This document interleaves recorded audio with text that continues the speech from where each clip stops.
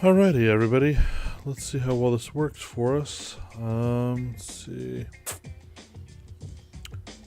Alrighty, I'm going to go ahead and go through a quick install and configuration of the Ubiquiti access points.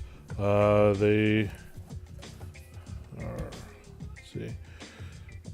I used to run the, like a Nighthawk router with a wireless access point built in and everything, and they just don't work the way I want, or I don't have enough flexibility with them. Also, if you have problems with one device, you have to replace that device. Like if you have problems with your wireless, you have to replace your wireless router because everything's all in one. I don't want that. And so quite a while ago I went ahead and I configured everything for my house. It's been running great, but it does mean that I separated my switch and my access points away from the router. So I have 3 different things versus one box used to have everything. This has been working really well for me though, so the house has been very happy with this compared to having problems with the wireless, so go reboot the router. I don't like that. I have a lot of people in the house and they are very data intensive, and so this solution works better. This is an older one that I have here. This is the AP long range, so it's got the wireless B, G, and N on it. I'm running the wireless AC Pro, but the general configuration and everything is the same. It's you download the software and it's all manageable. So if you have multiple access points in your house, you control them all from the same interface. So you download it, you install it on your computer. I'm running it on Linux on myself, but today I'm going to show you how to get it running on Windows. And then once you get that done, you are able to easily see what's going on your wireless network, and you have more flexibility and control on that part. I happen to have moved over to the Ubiquiti along with a pfSense. Let me get this router configuration because I have some old computers lying around. And then I picked up a $30 TP-Link managed switch, and so now if I want to keep the guest network for the access point on a different network so they're not able to talk to the rest of my network, it's easy to do. I just set up a VLAN and we're able to do it. I can go through that in another video, but today we're going to show you how to get the access point up and running. So here we are, where I have my my VM, since I can't do it on my main computer, since I already have something up and running on my main computer. We're going to go to ubnt.com and so this is the Ubiquiti's website. Let's see. And the product series that we're dealing with is the Unify series. And like I said, I have something close, this model right here. And it's been great. I picked it up on Amazon for like $120 or less than that. I don't remember. It's been almost a year since I made this change. I've been using them for Ubiquities for quite a while, and they just keep adding more and more features and making them more and more robust. So it's been great. So the nice thing about it is once you buy the product, the software to manage it is all included. It's free. And so let's go ahead and go to downloads. And what we want is to download the Unify. Let's see, firmware software, Unify controller software for Windows. So we'll download this one right here, and it's 63 megs. So go download. Yep, I do accept. And let's just go ahead and download the file. And it only takes a moment to download, especially with the internet we have here. Okay, we'll close this out. And go to where we downloaded it, which is just straight my downloads folder. And double click. And it'll probably ask me to enter. No, it won't. So we just say, okay, go ahead and install. Okay. Oh, I don't have Java since this is my VM. Fine, I will download Java. Free Java download. I know the Edge browser doesn't support Java, but everything else does. So let's go ahead. Download. Save.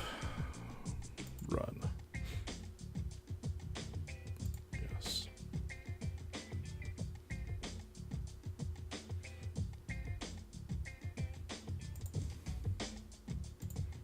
Okay.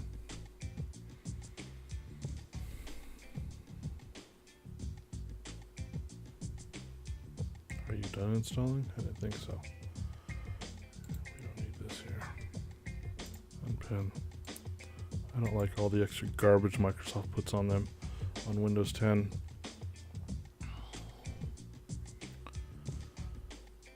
And this will just take a minute.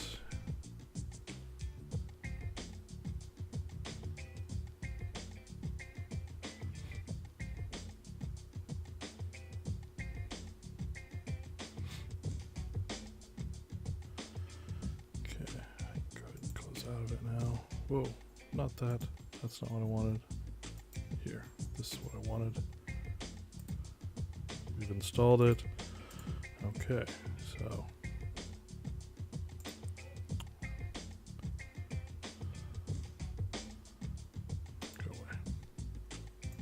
go away. Okay, let's try running the installer again. So yes, and install. And now it's going ahead and actually going to do the install. And we're going to go ahead and let it go ahead and start the Unify controller after the installation. And the software doesn't need to be running all the time. I like it running all the time because I'm able to manage it from my phone. They have a wonderful app, so you can log into it from iOS or Android, and you're able to control everything. You can see what users are doing, how much bandwidth, and you can even lock them down. You can add more Wi-Fi networks. You can change everything around on the network. You have just a lot of flexibility, and it's a very easy to use app. So I like running it all the time. Also, you can easily see who's the biggest hog on your network.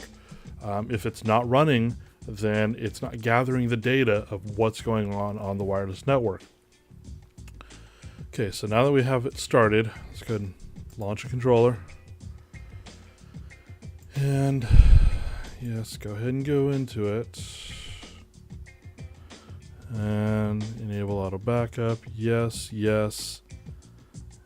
And let's go ahead and say next.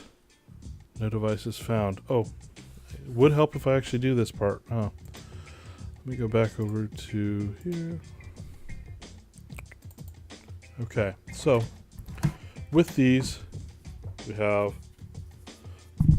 you get the dish right here.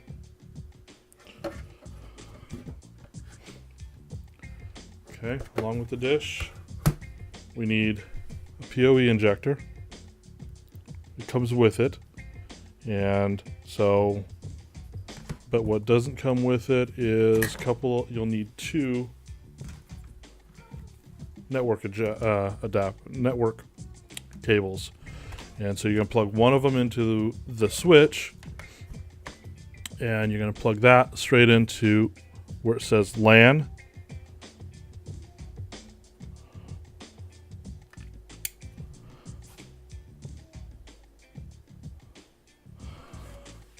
The other one is going to be plugged into where it says PoE.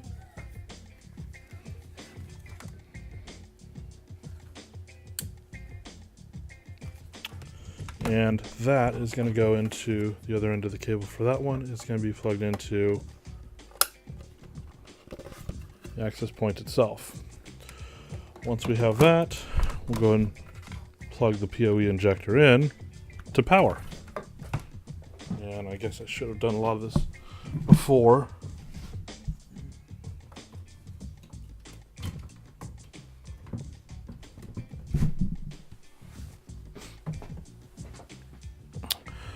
Yeah, I should have done that before I even started this whole thing, but I forgot about that part.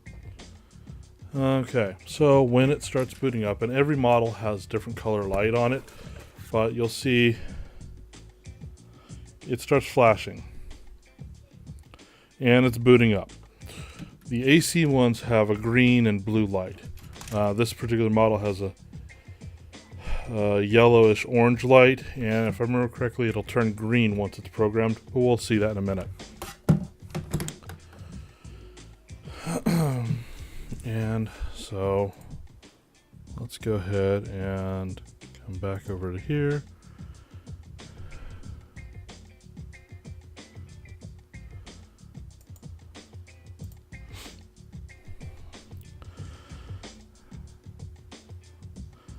Okay, we'll wait for it to show up, but we should start seeing something in a moment.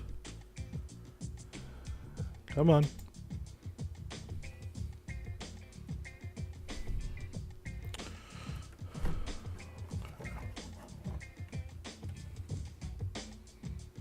I wonder if this thing's programmed already.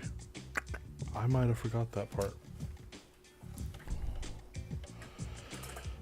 It looks like this particular unit is programmed because it automatically started up and it's got a green light. So I'm going to go ahead and I'm going to reset it back to factory. Again, I should have done that before.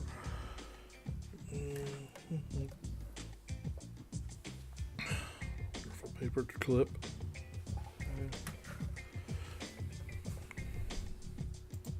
Go back over to here.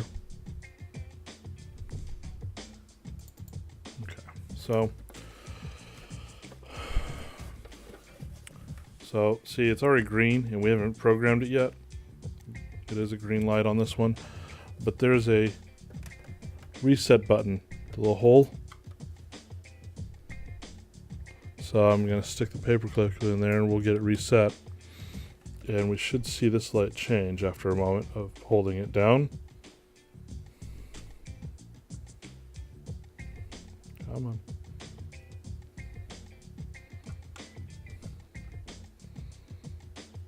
There we go, we're getting something now.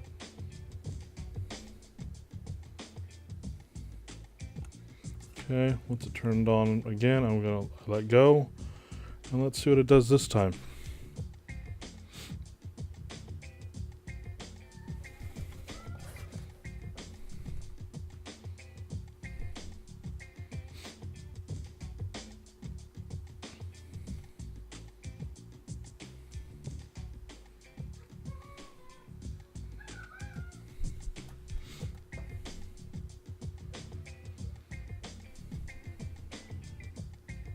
Come on.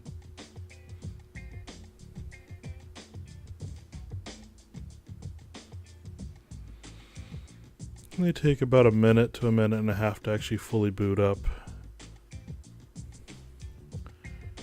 And once it's booted, there we go, light stopped flashing, but it's not green this time, so that means it's still in adopting mode.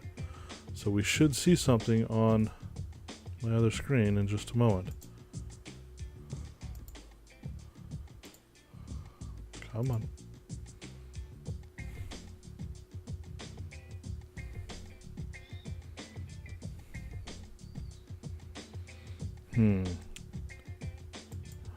What's my IP? You know what? I might not be able to see it if it's in my VM. Give me a moment. Let me take a look at something here.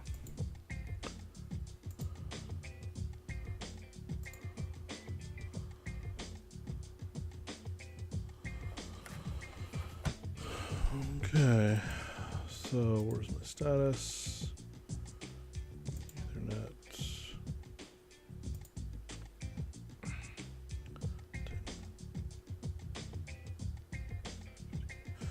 That would be why I'm not seeing it.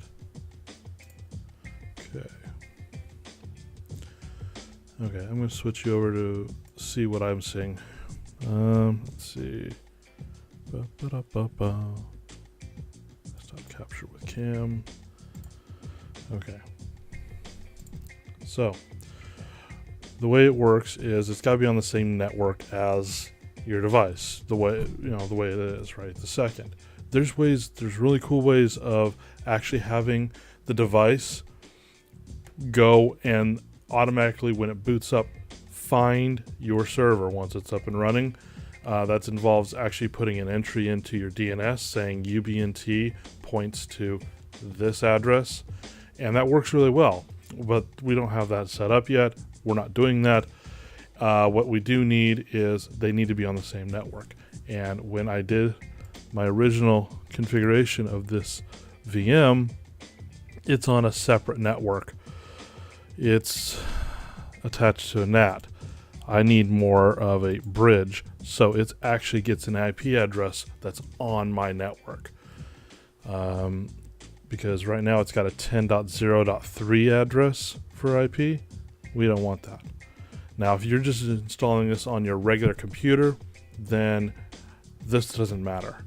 But right now, it does for my purposes here. So it just found it, I switched it. It got an address, so we should see an address on,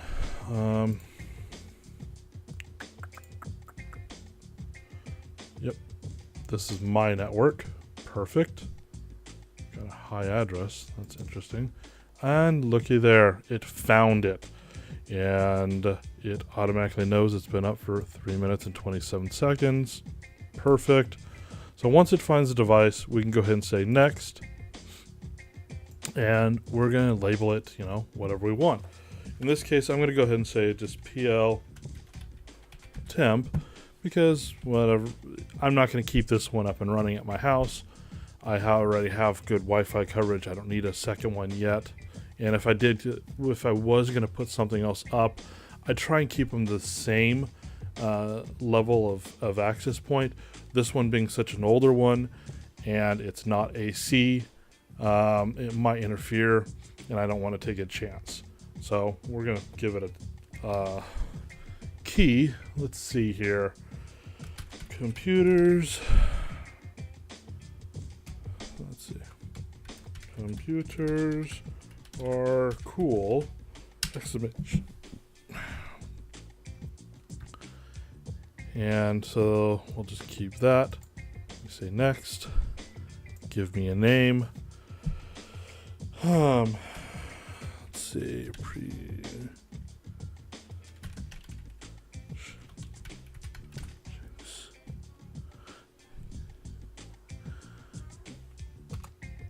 Okay. Add my email. I don't need an email. I'm going to give it a password. Just a password. And device authentication. That should be wants a stronger password. Jeez. Okay, we'll give it this. There. Now stop complaining. Okay, device authentication. Let's see, the device password must be different from the super admin for security reasons. Device authentication. Okay. Well, what do you guys want? Device authentication. Well, they used to be T.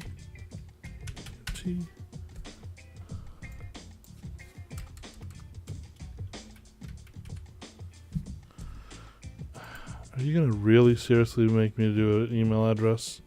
Fine. show@flow.com.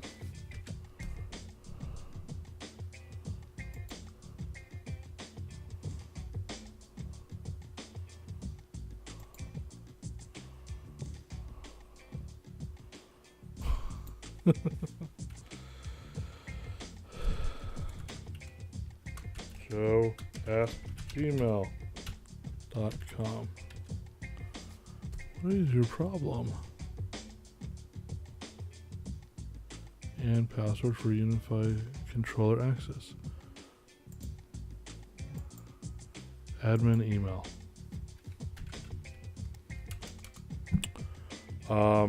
Okay.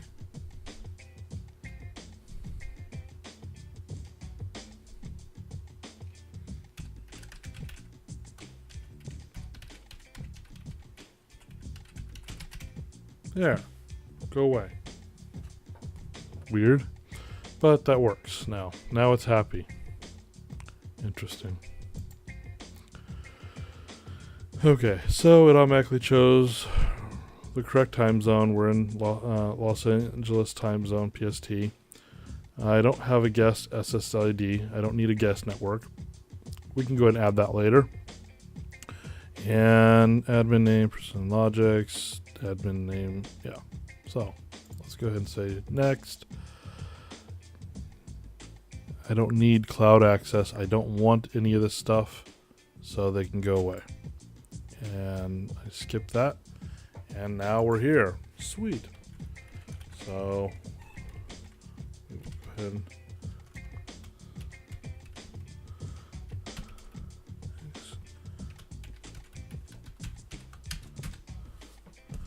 and just remember me, I don't need this. Again, like I mentioned earlier, you have an app in the App Store for iOS and in the Google Play Store on Android, and you're able to manage all this stuff. It's great. When you come up, I don't need to save this. Oh. When it all comes up, why is it not showing? Did it not program it yet? Maybe not. Pending adoption. Oh, okay. I'm going to go ahead. I'm going to click on my device, and we're going to adopt it into the system. And when you adopt a device into the system, that means it goes ahead and brings it in, and it creates a secure connection between the two, and it goes ahead and allows for all your settings for your Wi-Fi to go and be programmed onto the devices.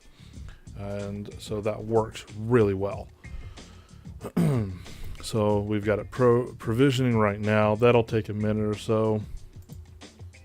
And let's see here. Let's just poke around for a little bit and see some of the stuff. With the way the management controller is now, you can actually manage their Unify switches. You can manage their security gateways. They have VoIP phones that you can do. And it's all being able to be managed now through one interface, this one.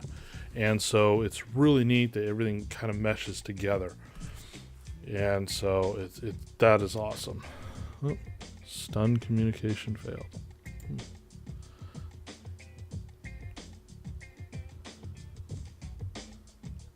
I wonder if this device even supports it. I don't remember ever seeing anything about stun. Or maybe I did see a firmware update. Yeah, you can also do firmware upgrades from this interface onto your wireless access points. So that's really awesome also. So I'm going to go ahead and let's just tell it to do an upgrade. And, oh wait, before I do the upgrade, let me see. Let me show you this. Let's see here. Now that it did program the device, it goes ahead and it's back over to green light versus the yellowish orange one that was there earlier. So when I do the upgrade, it'll go ahead and probably reboot it at some point. And let's see, let's just go ahead and let that go. It's going to go ahead and do the upgrade, which it kind of says it's doing right now. And we'll just poke around here for a little bit while it's doing its upgrading right now. You can go into here And I told you earlier about doing like a guest access and making it to where they can't get onto your network. Well, if you do it that way, you can go ahead and say that they're not allowed to talk to these subnets. And you can put whatever one you have in there. And you can also do it like here. Where's my wireless network? And I'm going to go ahead and create another wireless network. And we're going to say, PL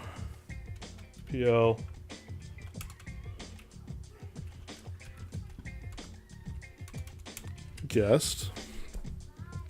And we're going to just say it's an open network. Apply guest policy networks. And block LAN access. So it's going to automatically do a lot of this stuff for us. But what I want to do, along with all that, is I want to make sure that it stays on its own little VLAN. So the rest of the network knows that this is not going to talk on to any of it. So if I put this VLAN in, like VLAN, 100, if I put that built onto my router and I also build it on my switch, then it tags all the traffic packets with VLAN 100, and you put the policies in these other areas, and most of this would be controlled at the router anyways. In the switch, you're just gonna, if it's a managed switch like I have, you just build the VLAN and in there and say, okay, VLAN 100. Okay, so it's gonna go ahead and forward the traffic with it still being tagged. Then you go to your router and you tell it, okay, I'm going to build a VLAN 100 on the router. And this VLAN can only go out to the internet. It's not allowed to talk to the rest of the network, which would be at VLAN, 50, 5, VLAN 1. 1's generally the native VLAN. Whatever. You're just not going to allow it to talk to the other VLANs. So then it's secure. The other VLANs, you want to also make sure they can't talk over to the guest network. It kind of defeats the purpose. It might leave a back door open one way or another if you do let any sort of cross-talk across to jump VLANs. You don't want that. So you put rules in saying VLAN 100 can only go out to the internet, cannot talk to VLAN 1 or 50 or whatever, and 1 or 50 or whatever can't talk to VLAN 100. And so it works. And the nice thing is that each these access points can have up to 4 SSIDs, 4 networks. And each one of them you can assign a different VLAN to. So you could have your guest access, but then you have your normal access, which would be, VLAN 1 or VLAN 50. Or whatever your normal one is. But then you have one for a wireless phone, and that has different rules. It talks to a different network if you want to segregate it, or a camera network. I don't recommend doing cameras on wireless, but some people do. That's all they have the ability to do. And so what they can do is they can say, okay, PL_cameras is only the cameras, and they can only talk to each other. They cannot go out to the internet. They cannot talk to the rest of the network, but they are able to talk to themselves. And so, and wherever you're going to record the camera footage to. So all those can be in their own little network. And so it works really well that way. Let's see here. So we've done that. You can say, oh, this is going to be on and certain times a day, certain days of the week. You have flow control. Let's see, there's a bunch of stuff here.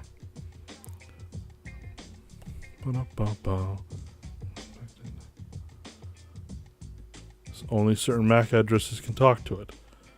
Fast roaming, that's if they're going to be roaming from one access point to another one. Do you want this to be broadcasted? Yeah, for a guest network, you generally do. Let's see, what's this one? Right, that's okay. We don't need that. So I don't need a schedule right now. But that's nice features to have. There's a lot of cool stuff. You could even have your main network talk to a Radius authentication server. Radius and Mac authentication. That means if you have a Windows server or open Radius of some sort, they have to enter a username and password in order to even authenticate onto the wireless network. It makes it that much more secure. So there's a lot of different ways around it, and they're always adding more features into this. So it's pretty cool. But for a basic setup, PL guest, we want to enable the wireless network. It's going to be an open network. It's a guest network. Only uses VLAN 100, for instance. And that's it. We don't need Radius. We don't need any of the other fun stuff. We just say, that's it. And there we go. We have 2 VLANs, or 2 wireless networks now. So now let's go and see, did it program, did it do the upgrade? Oh, it's provisioning after the upgrade. Give that a minute.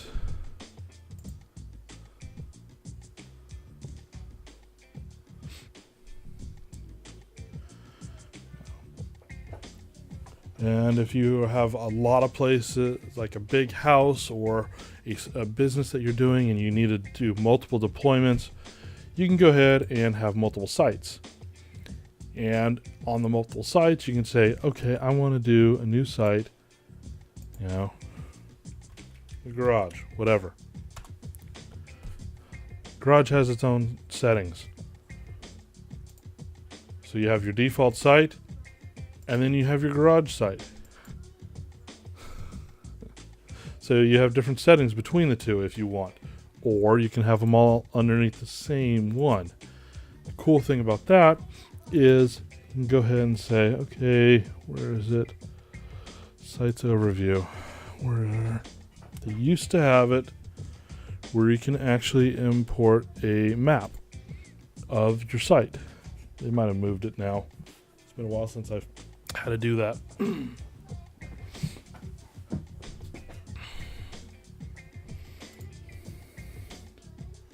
Preferences. Oh. Okay, I don't need any of that stuff.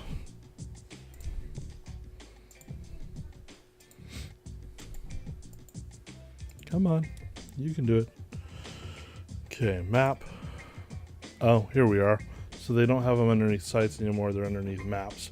Okay. I haven't done this in a while. But you can edit your map. You can upload a picture of your house, a schematic of your house or your business. And then you can actually drop your devices where they are in the house.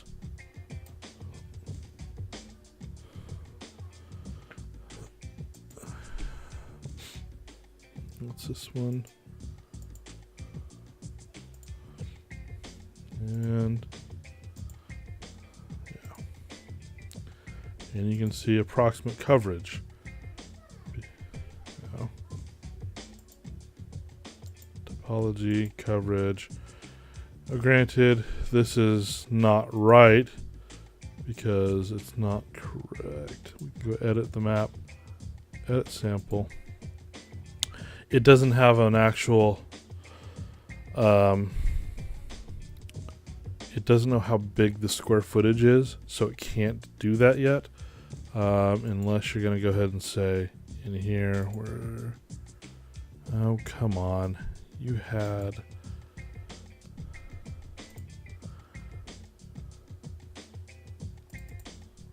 meters.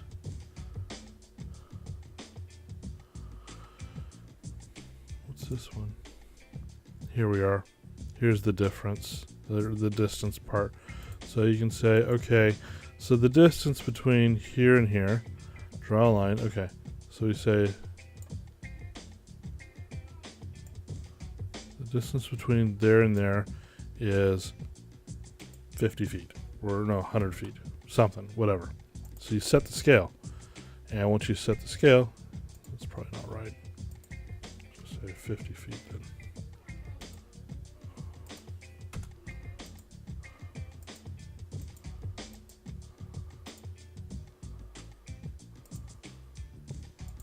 Oh.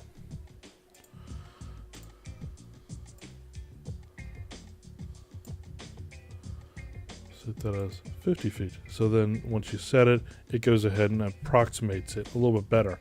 Now it's only an approximation because it doesn't know how thick your walls are, what they're made of, if they have the chicken wire in the wall for stucco or not. You know, it only guesses, you know, approximately how things are going to be. But it kind of gives you an idea. Based on this is your coverage that you might expect from this access point. And so do we have any 5G coverage? No, not with this access point. But mine I do with the wireless AC. And so that actually works out really well. Okay, so it's connected. It's got the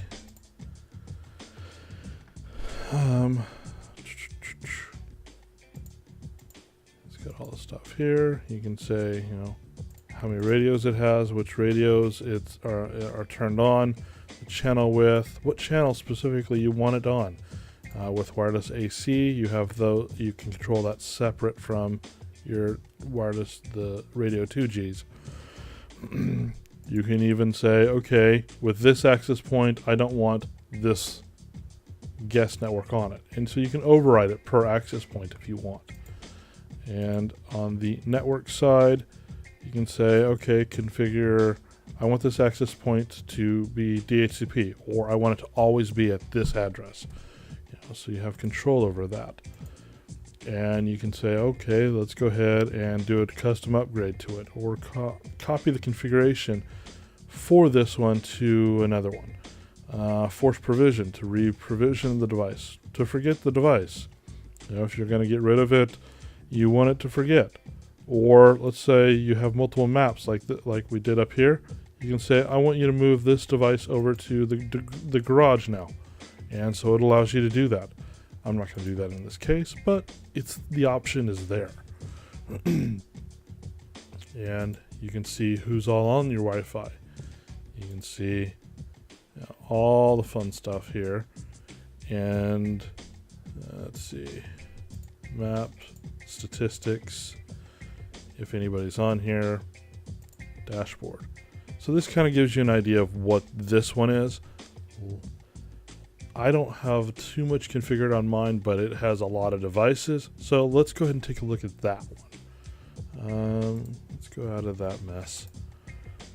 And I'm going to go here.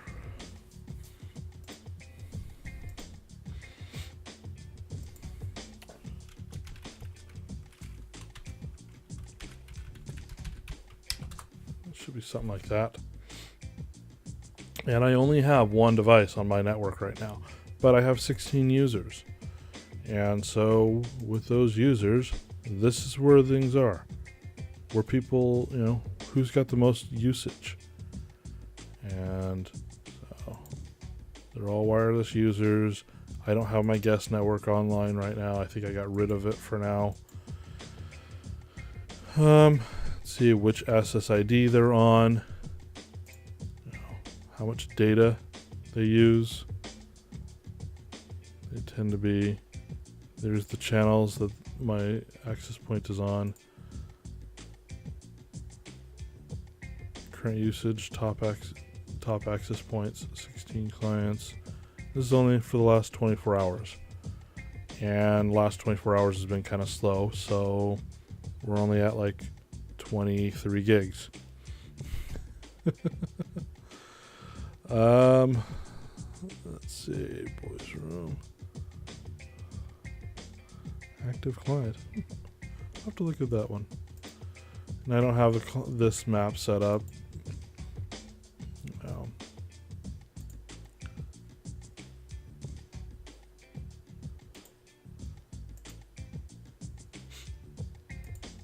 But you can go into here and say, oh, how much data has this person done? And it tells you. What's their transmission rate? Are they getting good coverage or not good coverage? You know, let's see, Google Home. Yes, I have a Google Home.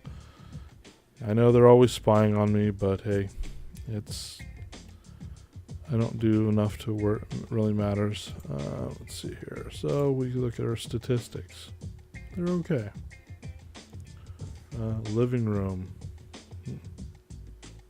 Master bedroom. Media server. Dell NVR. Interesting. Statistics. Signal. So we got good coverage on that one.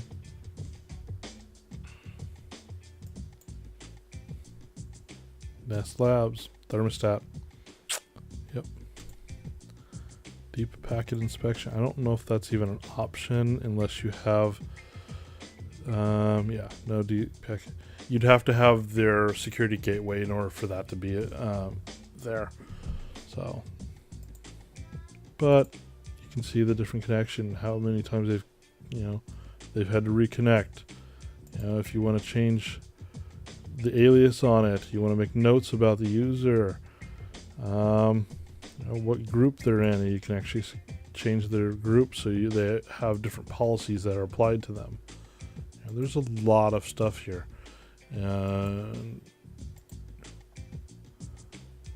What users are on 5G versus what ones are on 2G. Yeah.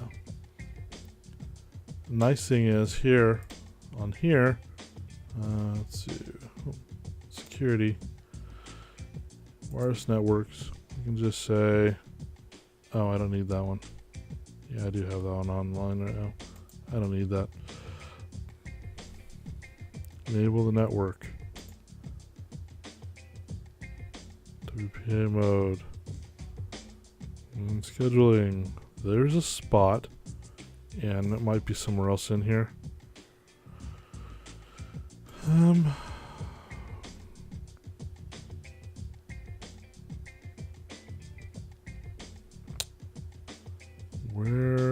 Where is what I'm wanting? Controller.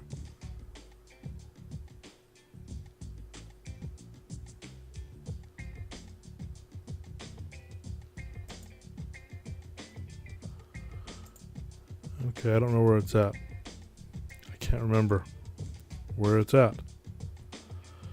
There's a spot here, and I could have sworn it was underneath wireless networks. So let's go here, and it should be here.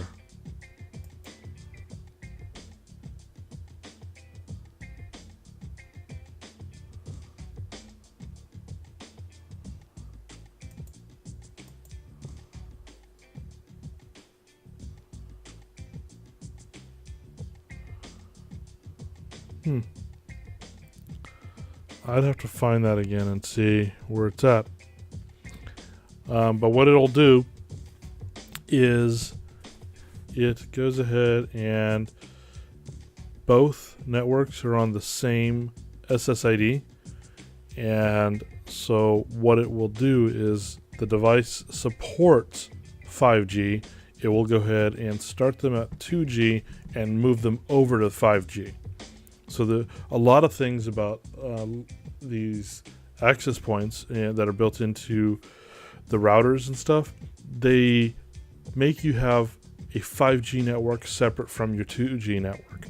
I like this way better because I don't seem to see any degradation in quality, but as things are moving around the house, if they need to, they will move back down to the 2G network, or if they come into around the better area of the house for Wi-Fi, they'll move up to the 5G network. So it just works better for our house at least. And so that's been really nice, but I can't seem to find it. Yeah.